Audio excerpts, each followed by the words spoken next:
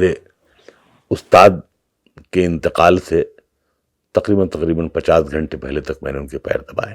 میں ایک چیز جو میرے لیے شاید مجھے دنیا کا بڑے سے بڑا ایوارڈ مل جائے اس کے بعد بھی وہ چھوٹا معلوم ہوگا، وہ یہ ہے کہ مجھے یہ اعزاز حاصل ہے کہ میں نے تقریباً 150 اپنے ایسے بزرگوار تھے، چاہے وہ ہندی کے کوی ہوں، چاہے اردو کے کوی ہوں، چاہے کسی بھی زبان کے ہوں، میں نے ان کی جوتیاں سچ مچ سیدھی کی. اسٹیج سے اترے اور میں ان کی جوتیاں تلاش کر کے میں نے انہیں دی.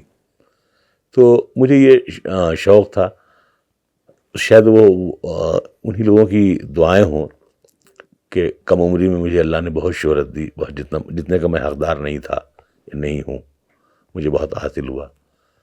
تو اس طرح بہرحال ہم نے شعر کہنے شروع کیے. لیکن یہ ہے کہ موضوعات کے سلسلے میں ہم جب بہت غزلیں بالکل ٹریڈیشنل ہوتی تھی تب بھی ہم نے موضوعات بہت نئے نئے چنے.